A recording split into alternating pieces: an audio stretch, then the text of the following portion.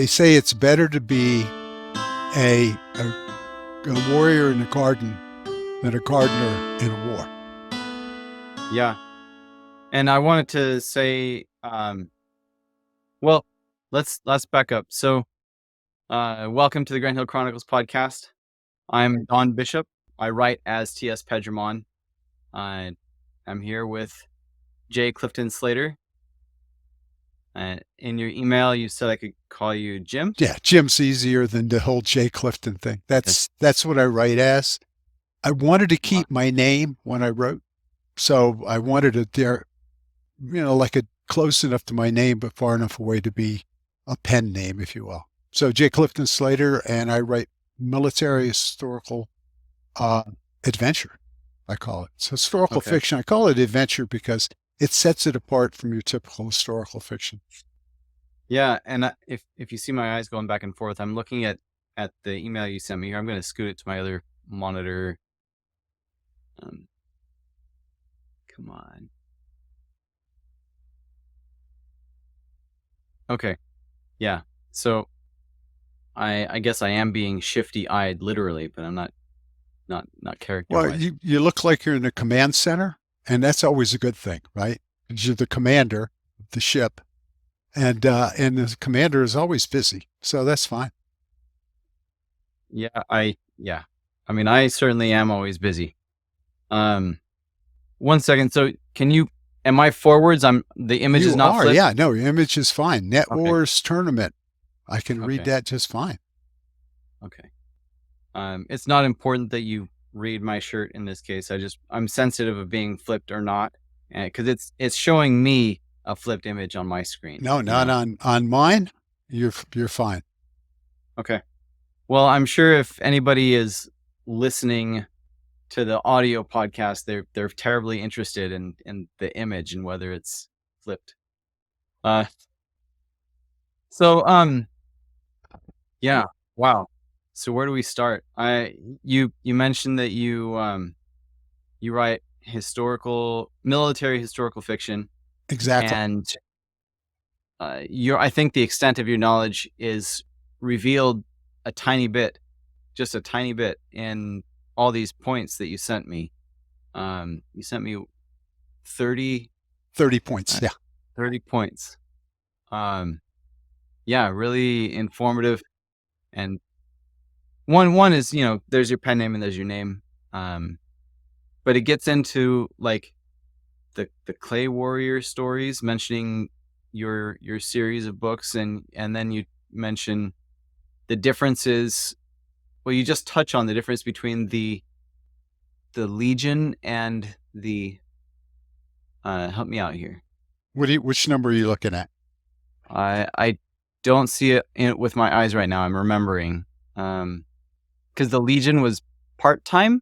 Yeah, the one of the challenges when you write in a historical period is people will read books that are above or further in time than what you're writing about, or behind the times you're writing about. So one of the things you run into is people that have read one or two books, say in Imperial Roman Legion, and they figure they've read the books, they must know all about it. Well, I write in the mid-Republic period, which is the First and Second Punic Wars. The legions were part-time. They were kind of messy. They were not full-time. They released all the legionnaires to go home and harvest and harvest the crops and plant their things. And so when you get a reader that's used to reading Imperial Legion full-time, you kind of have to train your readers to read your work, because I got hammered by a number of people that were Imperial Roman readers. And man, they hated my work at first. So it took me a while. I stuck with my guns. I was solid in my research, and I continued on. And eventually they fell away, and my readers learned what I was trying to accomplish. And now I've got quite a following. So I'm very happy about that. But anybody that starts writing a series, just know that somebody's going to compare you to somebody else, and they're probably going to hammer you if you're anywhere near and a little bit off from what they're used to doing, whether it's your magic system in fantasy or whether it's the historical facts of the Legion being part-time and not as sophisticated as they're used to reading about. Yeah. And let's pardon me, let's take a step back and Sure. get to know you for everybody's benefit. All So right. I met you at 20 Books Vegas. And now it's been a week and a half since then. Yes. Um, and so let's learn a little about you. Like, what is your background? I know you have a military background. I was an active duty Marine in 1968 to 1972. I joined the Marine Corps. I was a high school dropout. Uh, Wanted to go to war. Truthfully, it was not for me. It was I had two uncles that were Marines. My father was Air Force. When I joined the Marines, he wanted to know what he did wrong. That was poor dad. He had a problem with Yeah. that. I went through training, and November 1968, I went to Vietnam, and I was assigned to the 2nd Battalion, 26 Marines. 26 Marines history is they were built and constructed during World War II for the Pacific Theater. So what were you there on the ground for like Khe Sanh or the Tet No, Offensive? no, actually, I missed Khe Sanh by a few months. I joined the unit after they came out of Khe Sanh. So 26 was in Iwo Jima, and then they were disbanded after World War II. Then the 26 was reactivated for Vietnam, and I joined them right after they came out of out of Khe Sanh. My first squad leader was had land in a ditch, a fighting trench in Khe Sanh when it was overrun, and he was blinded by dirt in his eyes and laid there for an hour or two until the Marines pushed the Viet Cong back. So he was a tough taskmaster when I got there, and he taught me a Mhm. lot about bushcraft and survival. When I got to Vietnam, I got assigned to Fox Company, 2nd Platoon, and I was there for my whole 13 months I was in Vietnam. So, and I tell people this because if I say something, so often we hear a former combat veteran talk, you hear somebody talk about, oh, yeah, war this and war that. I like to give my bona fides before I make any pronouncements about war and what I learned at war. I was a combat. We were, shortly after I got to Vietnam, the 26 went afloat, which meant it wasn't a med cruise. They put us afloat to send us in wherever there was action going on. So we did a lot of combat operations. We did helicopters coming in on a hot LZ with bullets popping through the skin of the helicopter. It's the sort of thing that you're the most afraid in your life because you're helpless. Machine gunners firing. Mhm. You got the hot brass coming down the back of your flak jacket, and the whole world's topsy-turvy. My first insertion we were in the old 34s. Most people don't know what a 34 is, but it kind of looked like a grasshopper and a helicopter. And we moved to 46s, which is a long two prop helicopter. So it was 13 months of combat, of sweeps and patrols and pulling other units out of trouble.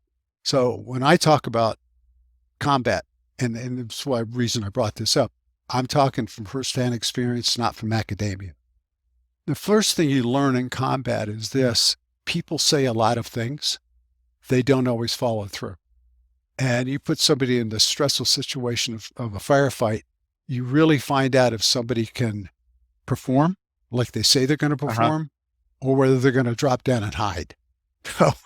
And you find that when you realize that about people, that a lot of people just cannot perform under pressure, you have a little more, you give people a little more leeway when you deal with them.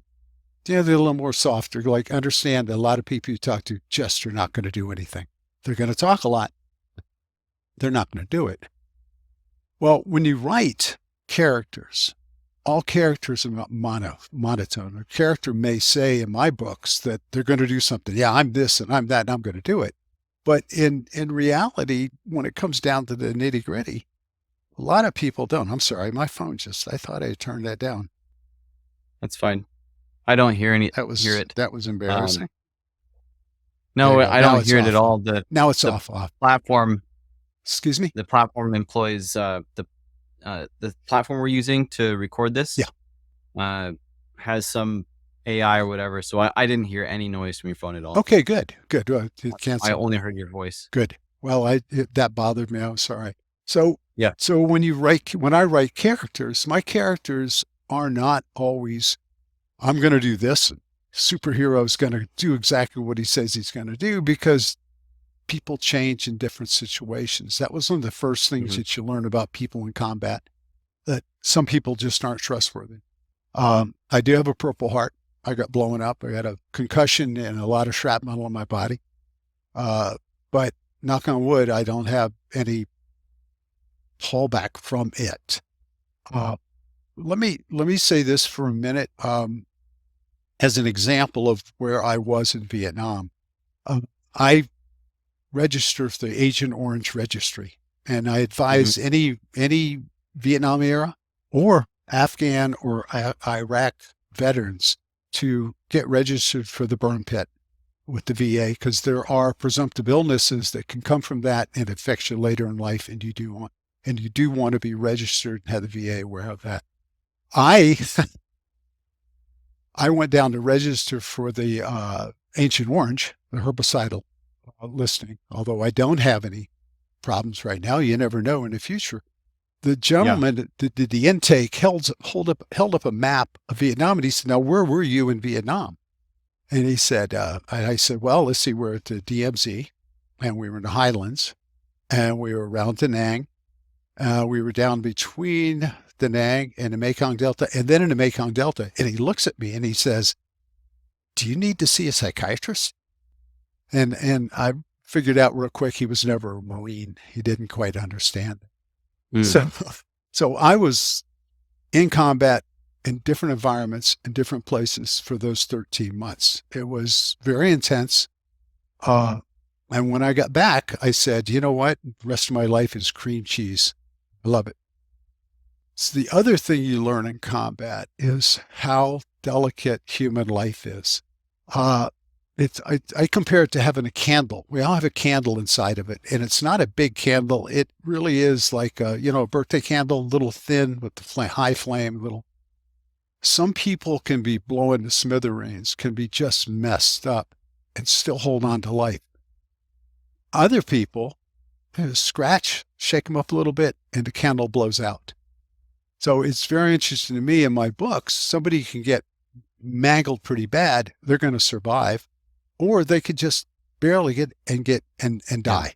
And Yeah. I've talked to EMTs about that, and they agree. And they said, you know what? They see the same thing in car accidents and other kind of industrial accidents where somebody doesn't appear to have that bad of damage, yet they die. And somebody else who's mangled holds on to that life. That's just Hmm. interesting. So yeah, Well, go yeah, ahead. and I think mentally it can be. I'm not a psychologist. I'm not a psychiatrist. I'm not a certified counselor of any kind. But um, mentally, I think it can have a lot to do with where somebody is coming from, like where they see themselves, how they perceive their own identity. It's kind of like you. It's how you're oriented, and that combined with your experiences. There are people who aren't very bright, who don't have great ideas or whatever, but they succeed because they just don't know how to listen when people tell them that's a stupid thing to do. And so they keep on doing it and they keep on doing it. And sooner or later, somebody notices and it might take them a long time. Whereas somebody else, perhaps with a much greater intellect, listens and considers when people say, don't do that because it's not the wisest thing to do. And so they move on to the next thing and then the next thing and then the next thing. And they just keep spinning their tires and not sticking with something. And I have done a lot of switching from one thing to another. And now I'm going on from psyche to life strategies. I didn't mean to do that. But psyche wise, I've had times where I'm more resilient and I have had times where I'm more vulnerable. and Yeah. it has had to do, in my case, um, with how I see myself and how I define myself, combined with what's been going on in my life. And so, like, if for example, if you have an important relationship in your life, and whether a spouse or a boyfriend or girlfriend, whatever, and you emotionally tie yourself to that person, and then that person uh, is not able to respond in all circumstances like you would hope or expect, um, well, then you've tied yourself in the wrong manner. Maybe not to the wrong person, just in the wrong manner. Um, and me, from a Christian perspective, I would say that in that, to use my own phrase, to tie yourself, you only tie yourself to Christ in that way, as far as identity, as somebody who will never fail you. Because people will fail you in your perception, even if it's, and sorry to try to explain myself. Yeah, I've had some disagreements with my wife, um, and a lot of those have just been because I've had bad expectations. Mhm. Um, and when that has gone not as I expect, I have been more vulnerable. Or if I put more of my identity into my job, and then my job doesn't go as I expect, then in those circumstances, I have been more vulnerable. Um, Whereas in other times or in other situations, um, let's say in boot camp, when I went to boot camp, I was very financially vulnerable. Like, I was terrified that they were going to find something wrong with me and send me home and I'd be unemployed, because I had a wife and a daughter, Mm. and Oh, that's uh, pressure. and That's a high house with a pressure. mortgage, That's and a house with pressure. a mortgage, because I came off of teaching and joined the Marines. So when I went to boot camp, I was financially vulnerable. Um, but I was there prepared to do what I was told and run as hard as I was told, and work as hard as I was told. And um, towards the end of the cycle, one of my fellow recruits said that if he had to go into battle, oh yeah, I'd want Bishop to be there with me. Man, he is intense. And if you talk to my coworkers in recent years, they would not think that of me, because I haven't been in an environment that requires that, for one. But also, I've been in more ambiguous environments where I I've spent the last few years as a cyberspace Marine and on the officer side of things. Whereas my first 7 years in the Marines were as a musician. Um, as a musician, my job was very clear: march here, march there, play these notes. Where There was where were you a musician? Where were you stationed as a musician?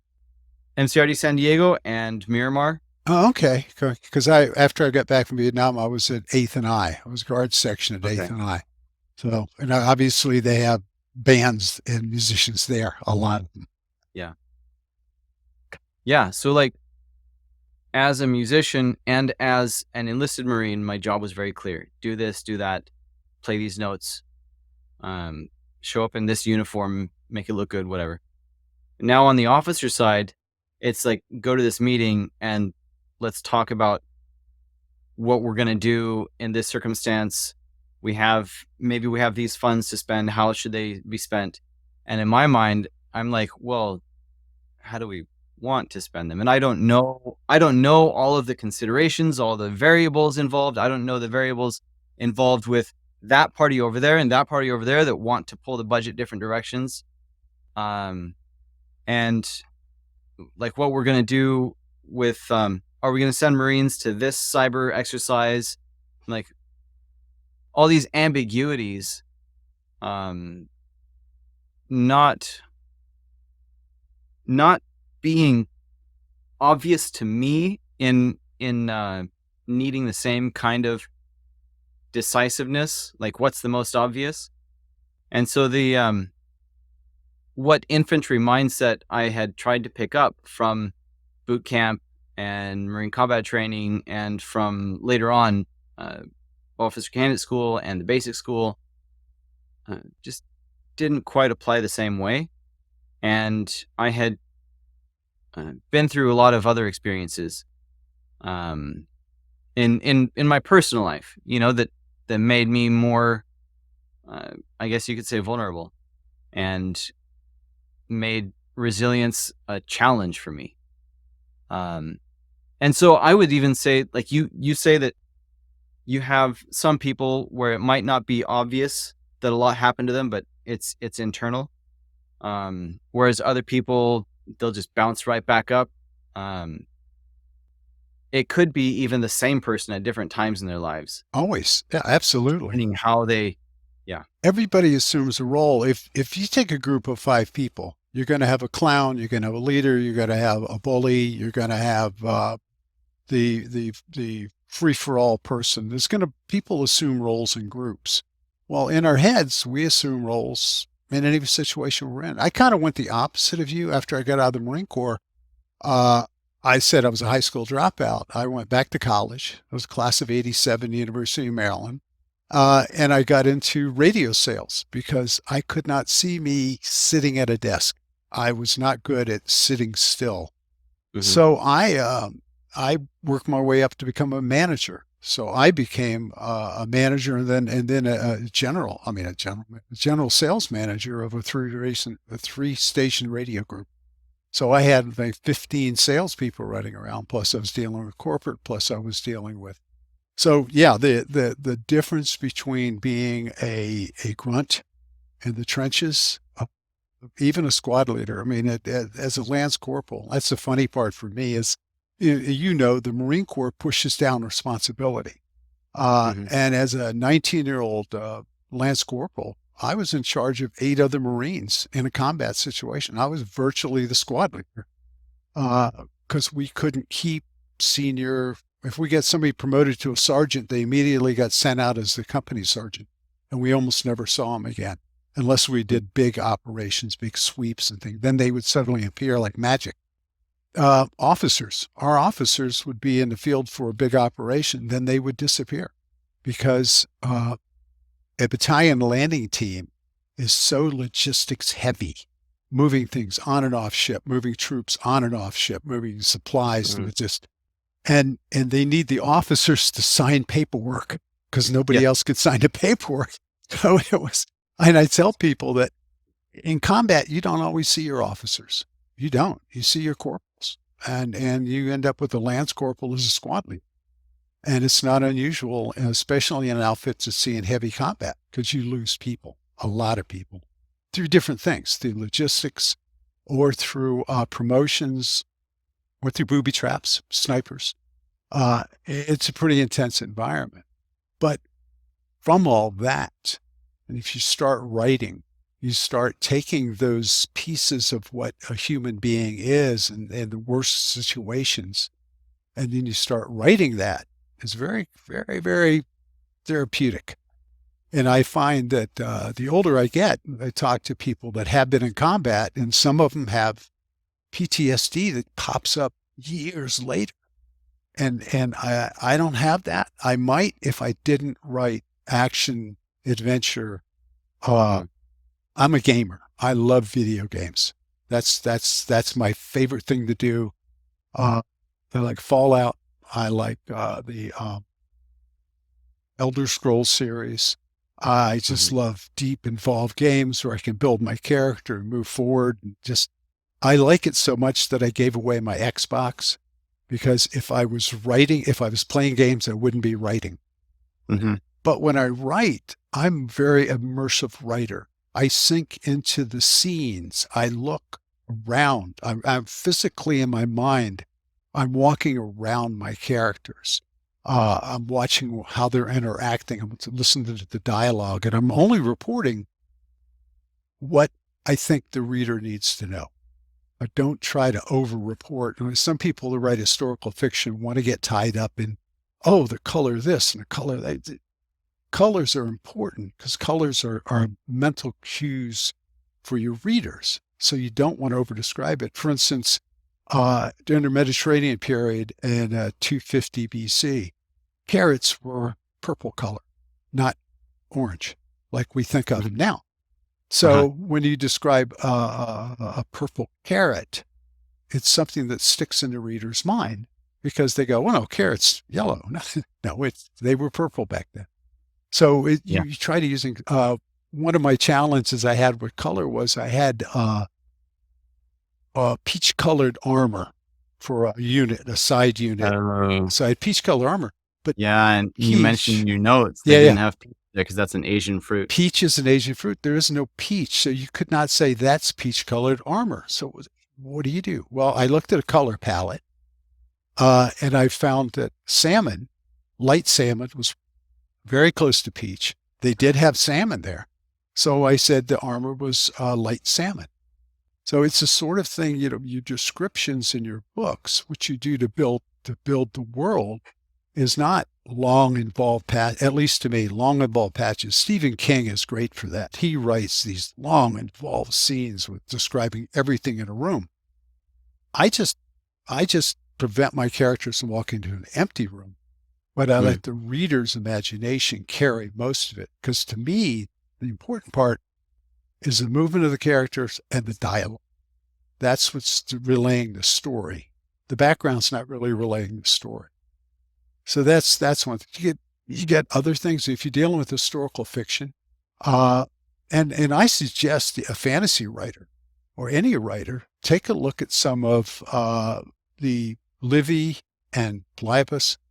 Look at some of their writing and see how they describe what happened because they're not giving a lot of background. But what they do is they leave holes in the narrative that you can fill in, and that's where the historical fiction stories come from. Mm. Okay. Um, so how did you get into writing? Like what led you there? I was a hard driving sales manager for radio groups. Sales manager. I keep careful because it's the general manager who's the overall boss, and I was the sales manager, general sales manager. So I had teams of people. I worked 12-hour days, 6 days a week, collapsed on Sunday and got up and did it all again. And was very successful and loved what I did because it was always go, go, go. There was always something going on. I was the first person in the office in the morning, the last person to leave at night. And I always wanted to write, so I would make notes. I had probably a ream with a paper with notes on it from things I had looked at, but Oh I had wow. never written a book. And I changed jobs, partially because of my health. I had a point where the stress was getting to me. It's like, you hit a point where you're like, I love this, but it's killing me. So I Uh-huh. changed jobs. I went to work for a marketing firm, and I suddenly had my evenings and my weekends clear. My wife was not used to me being home on the weekends and evenings. And I'm saying, hey, let's talk. What do you want to do? She's going, you drive me crazy. Go in the other room and write the book you always wanted to write. And I thought, sure. Well, I didn't know what to write. Because a blank page. If you want to write a book, great.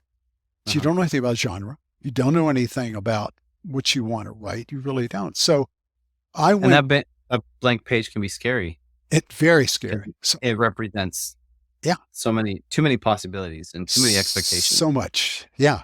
So I went looking for the seed, the kernel of an idea. And I was reading Forbes magazine, and there was an article on Euribium.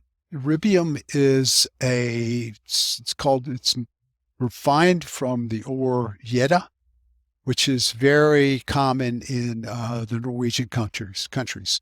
But it's the 43rd most abundant mineral in Earth's crust, so it's not that rare.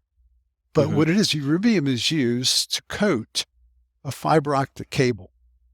Without Okay. Euribium on the fiber optic, it leaks. Uh, it leaks light, which is information.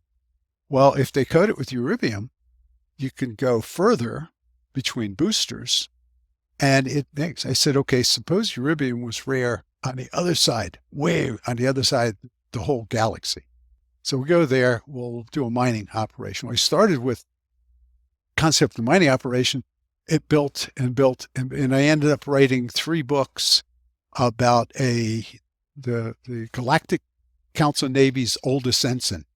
It's going through training, and I built spaceships. I built in my head how they worked. I tried everything logical work, but I could really never catch traction with those books. And one of the challenges was that in space opera, science fiction, space marines, if you will, Uh-huh. people, it's science, right? It's in the word, science fiction. So it doesn't matter if it's junk science or real science. I'm the kind of guy, I did research. I said, okay, my characters go out of a hatch, go through a tube to connect to another ship. Now, what would happen? Well, 2 ships would not automatically want to exchange air because one might be bad. So they would want to sample the air. They wanted to be careful. So Uh-huh. he fires a blank pistol. I took a day studying smokeless gunpowder, like nitrites and all the minerals in it, and how heavy they were, how quickly they would settle out of the air, and put him in an airlock going between the 2 ships. As he wanted to be at the other end when they opened the hatch so he could jump up and beat up the bad guys because they had been firing cannons at him. Hey, space adventure. Uh-huh. I worked, and I don't stop the action to relay information. I fold the information into the action sequence like every step of the way as he's crawling through this, trying not to be seen. He's thinking about the nitrites falling out of the air, the silver, whatever, the different elements. He gets to the end, of course, he beats him up. Well, that's my style. I do the research. It's real science. It's solid. Here's the problem. Science fiction writers don't. As long Uh-huh. as it's logical, as long as it ties in with what you're doing, as long as you set the parameters, it's like magic. If you build a magic system in a fantasy book, as long as you are consistent in that, anything's believable. You could. Well, some people do care, and some people, I mean, I'd put myself in the in that category where I really appreciate it when things are accurate, or like you mentioned in your notes that you what was like number. Let me quote it, or not quote, but where was it? You said that in between the battles, or in between where things are recorded, that's where room is to write your Yeah. historical fiction. Um, I'm sorry. Yeah. Well, You said it better than I did, so I'm trying to find it. what you're dealing with is when you study history, and this is how I got to history. The Uh-huh. science fiction really never took off. I ended up writing the 3 books and that, and then I did a spin-off of 3 other books. I made some money doing it, but it really didn't catch on. But what I found was historical fiction readers love that kind of research. Matter of fact, Okay. if you don't have that kind of research, they don't like what you're doing. So Have you sorry, so because the way you said in between those recorded areas where there's not a lot of information in history, that's where you can write your stories because it's that's not known.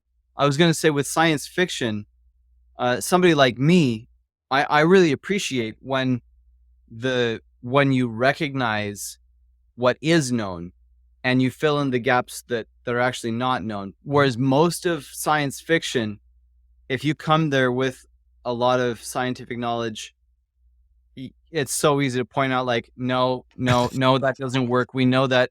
No, like, that's just a word salad. That doesn't make sense at all.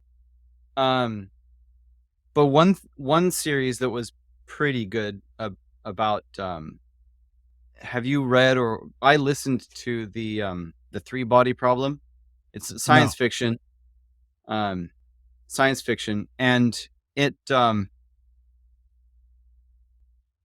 I'll give one thing away. It happens early in the second book. Does it? No, second half of the first book. Um, where it's in the future, far enough, or the second part of the first book is far enough in the future that we have more technology, but not tons of more foundation, like theoretical foundation. So it's a little bit easier to get up into space. So there's a murder in space, and somebody goes and he gets a meteorite with iron in it, or with metal in it, and he custom makes a bullet out of that, and he gets up into space, and it talks about like how far away he is from his target, and they're doing a spacewalk, and they take a group photo, and he's far enough away that they wouldn't notice, but it's in space, so the bullet's not going to slow down. He can be as far away as he needs to, as long as his aim is good. That's just one example without giving away really what the whole story is about. Sure. Because I would say even go into it blind and listen to it, because it really unfolds in a fascinating manner. Because if you go in blind, I went in pretty blind. Just I had an Audible subscription and a long commute, and I needed something to listen to, and so I got it based on the reviews, and the reviews were good. But even the title, The Three-Body Problem, is based in the mathematical problem, where if you have 3 or more celestial bodies just interacting with gravity, we do not have a mathematical model that can predict their motion. Except for 3 points. 3 points are a problem, right? Yeah, the 3-body problem. And anyway, so I really appreciated the there was a lot of conjecture. It's science fiction, but the it was built on a good hard foundation, and I appreciate it. I'm sorry, I kind of interrupted and went off on a. No, you're fine. This is what I love about writers and readers and discussing books and stories and concepts. Is if you don't enjoy that, you're probably not going to enjoy being a writer. But if you want to be in that world, if you love that world, which I found I do, and now I'm a full-time writer. I'm working on my 37th novel. So, and the truth of the matter is, 26 of them pay the bills, because my 7 science fiction and my 7 science fiction, 1 horror, because I had a dream about giant snakes, and I thought, oh, this is great. I'm going to do kind of a fantasy horror. And then my 2 fantasy I wrote, because I always wanted to try my hand at a magic system, at how magic works. And so I wrote that, but it really is the story of, and one thing I'm kind of proud of about that is every unit, every squad has, and it's a medieval based, and every squad has has their magic welder. He's a healer, and he's this, but he's also the guy that goes out and steals stuff for the squad that they need. So I had a good time with those characters like that. But they don't pay the bills. Again, you need to have a huge following, no matter how good your writing you might think your writing is. You need to have that spark that says to readers, "Oh, I like what this guy does. I got to have his next book." And I bounced around. Now, in hindsight, I wish I had done an author name when I wrote those books, the science fiction and fantasy, because I really can't promote those at this point in my career, because it interferes with my algorithms. As a matter of fact, for over a year, my historical fiction books had a category of space marines because I couldn't shake that space marines future history. Yeah. Well, that's kind of what I went for. So it's, but I always loved history. I love science and I love history, and the concept, the idea of me being a guy that can sit down and read volumes of Livy and Poliopus and read uh, the old stuff, and then sit back and go, where are the holes? This happened in my last book. Cornelius Scipio, who is a real character. This is the second series, The Legion Archer. I combined, it's the first time I try. I always try to do new stuff in each book. In this book, I have Cornelius Scipio, who was actually in the very first conflict, very first scrimmage of the Second Punic War. And he was a general that finally beat uh, Hannibal Barca. And I love that character because there's not a lot written about him. So I decided I would put him on, but writing a character that becomes a high-ranking officer, noble, pretty quickly, is not enough action in adventure. So I paired him with a Cretan archer, and I love this story. The Cretans. Well, yeah, you mentioned the Cretan archers in your notes. Crete and Sparta were both founded by the Minoans, ancient seagoing people. And what they left was a tradition of taking very young kids, about 8 years old, taking them from their families, putting them in the agog, a place for training, and training them. In Sparta, they trained them to be, of course, the vaulted Spartan warriors, right? To hold the shield, hold the line. We're Spartan warriors. Crete, they didn't have, it's an island. They didn't have a threat of an invasion, of an overland invasion. So they trained their kids to be archers. And what's amazing is when you get into history, you won't find huge swaths of history written about Cretan archers. But you'll find them, for instance, Alexander the Great had Cretan archers in his army. And at one point, there was a low-lying area, and one group attacked another, and Alexander used his Cretan archers to charge in and come. Cretan archers not only had their recurved bow, but they carried a shield on their arm, a small shield, and they either carried a short sword or wore a hatchet. And they were light infantry troops. But they were also Sparta, and this is one of the historians said, Sparta and Crete were the two first armies to use rhythmic chants, pipes, and drums to keep their people in cadence when they were attacking. In the case of Sparta, it was so the Spartans would move, they would sing or dance, and there would be a rhythm that made them step forward into combat. Cretan archers used a countermarch. They were the only known archers to use a countermarch. They had files lined up. The guys at the top, in the front of the file, on the row, would fire 5 arrows and then come off the line. And the next guy would step up, the next row would step up, and they would fire 5 arrows. Well, that became the musket, right? Early muskets you would fire, then you would get off the line, the next guy come up and he would fire like that. Well, the Cretan archers did it long before there was musket was invented.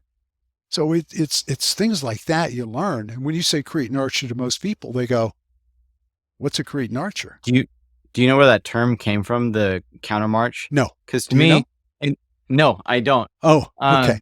So, I mean, you're obviously using it in a much older context from my familiarity with the term. My familiarity with the term from the band world. That's right. As a Marine musician, countermarch, like you have the band marching in files, and when the drum major says countermarch march, or he takes his mace, you can see in the video, takes his mace, and a Marine drum major will put it up in the air and point down.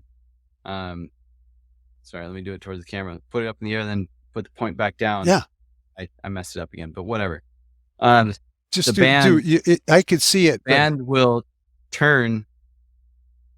Each rank, when it's their turn to hit that point, will turn around, resulting in the band just being turned right around, facing and heading the other direction. That's what a countermarch makes sense to me. But you said countermarch, and that sounds your description of archers. It made me think of muskets. I guess Napoleonic wars. But that's like the ones in front fire, and then they go down to reload while somebody else comes up to fire. I don't picture any marching happening. At you're talking about the Napoleon. Yeah. Shoo, why can't I say that word? Okay, yeah. Napoleon. Yeah. Napoleon's forces and Wellington's both used the three rank in place firing Oh, it's because they system. turn around. They use the each three, individual. right? They fire, and then they turn around to get in the back Right. while somebody So else the fires. next guy, because the next guy's primed and loaded, he So steps forward. It's the same use of the term Exactly, as I'm used to. exactly. Except the historians called it for the Cretan archers. The historians called it the dance, Cretan dance. Okay. And they were famous for it because they could put so many arrows down range and accurate too, because remember, they were trained from 8 years old. Other difference between Sparta and Crete, Spartans didn't have coins until I want to say 267, something like 367, something like that, because they didn't want coins because coins could be hoarded by the slaves, the people that did the farming for them, and they didn't want them to be able to collect coins and be able to pay for a rebellion. So, and the Spartan warriors lived in the barracks or at home. They didn't have a need for coins because everything was provided for them. On Crete, they did just the opposite. They raised the archers to be mercenaries. And it was said that a Cretan archer was supposed to earn a profit every day. So it's just interesting how you can start with the Minoans and the kids in academies learning a trade, and then how the different societies applied the trades differently. And that's all history. I mean, none of that is made up. So I created a Cretan archer with a questionable history, and then paired him with Cornelius Scipio and their adventures. And what helps is a Cretan archer is a mercenary. He is trained to be a killer. He's trained to fight from the time he was just a baby, very, very small. Whereas Cornelius Scipio is trained to be an aristocrat and a leader of men. So again, you to get the element of fighting and the element of danger and to go off on missions, I used the Cretan archer for that. And I used Scipio to show, and that was the hard part, was because I wanted to take him from a teenager that saves his father at the first scrimmage of the Second Punic War to become, when does he become a general? How did he become a general? What did he see? What did he do? One of the clues to that was, have you heard of Cato the Elder? Cato the Elder. I don't remember anything about it. Cato the Elder was a contemporary of Cornelius Scipio during the Second Punic War. He was known for his writings. He was very much we have to do it the Latin way. We have to do it the Roman way. That was his thing. But he hated Cornelius Scipio, and Scipio hated him. So, and I'm like, okay, if one is real conservative, real dress like a Roman, act like a Roman, what are you doing like that? What was Cornelius doing to make Cato dislike him? Well, the truth was, what it was is Hannibal Barca had armies from all around the Mediterranean, and none of them spoke the same language. They're different gods. They have different forms of dress. They were the different history. Everything was their command structure was different. Yet Hannibal managed to pull them together and pull off victory after victory. He did an army size, and is still written about in the annals of military history. He did an ambush on legions by sending his whole army around a series of steep hills in the middle of the night, had them come around and set up along the bank of a lake. And when the legion marched in, he sprang the trap and butchered most of them, and a council of Rome while he was at it. So how did he manage to pull that off when he didn't speak the same language as his troops? Well, it had to be charisma. It had to be a willingness to be flexible, yet to be, look at me, I'm your leader. You should love me because I'm your leader, yet do things for his people. So, and Did is it known that he didn't speak the same language, or is it just that he was not native to the same? he was Phoenician from Carthage, from an old wealthy trading family, But and could he have picked it up, he could have or picked up some of the language, sure, but how many languages? You've got yeah, different Greek languages. He's got slingers from different islands. He's got Etruscans from northern Italy. He's got Iberians from South Iberia to mid, and then he's got Gauls from north of the mountains. You know mhm, where France is now. So yeah, he's got a lot going on. Yet he managed to identify with all these people, and from all the readings I did, the Carthaginians were very arrogant. We're the masters of the sea. At one point, they told a Roman council. They told a Roman, he was a tribune, he wasn't a council. Told a tribune that said, "You're not allowed to have a drink of water from the sea unless I give you permission." Uh, they were very arrogant. So for Hannibal to pull that off. So I studied Hannibal a lot before I started the series, because I needed uh, Scipio to learn different stuff as he went along. uh-huh. And it's big fun writing a series. I'm on books. I finished book 7. I'm on book 8. I just started book 8. So it gives you something to think about when you look at that. And by the way, Denzel Washington has just signed, I believe, signed on to do a Scipio movie. So I'm really interested in see how they handle that. Yeah, yeah. Well, yeah, I knew when I saw your email with all these points, like you've clearly done a lot of research um and made yourself an expert here. That's yeah. I try. Hey, where do you live? What state do you live in? I'm in Virginia. Virginia. Okay, good. Because I'm looking at the trees out the window behind you, Yeah, and I yeah. love that. I live in Las Vegas. We have any greenery you see here has a bubbler system attached to it. All right. Thank you for joining us today in this interview with author J. Clifton Slater from November 21st, 2023. And bear with me, I still have a little bit of a bug. And bear with me if my video does anything weird. I'm having a problem with my cable that I'm using right now. Now, the rest of our discussion that you just heard fading out, it shifted in focus, and our conversation went somewhat long anyway. So I cut it off right there for today's episode. And you can find J. Clifton Slater's books on the web at jcliftonslater.com. To spell it out, that's JCLIFTONSLATER.com. And I hope you'll join us when I present the remainder of the interview in a bonus episode this following Monday, which will be published on Monday, December 18th, 2023. In the rest of our conversation, we touch on the struggle of finding a good work-life balance, as well as some book marketing techniques. Now, before I close out, I should give you an update on our Fan Tasty contest, which we announced way back in April. Now, we held a vote here in my home. Each family member cast votes, and we have chosen the winner for the $35 gift certificate. I will put up photos of the entries online at thorn.link/Grendhill for you to view.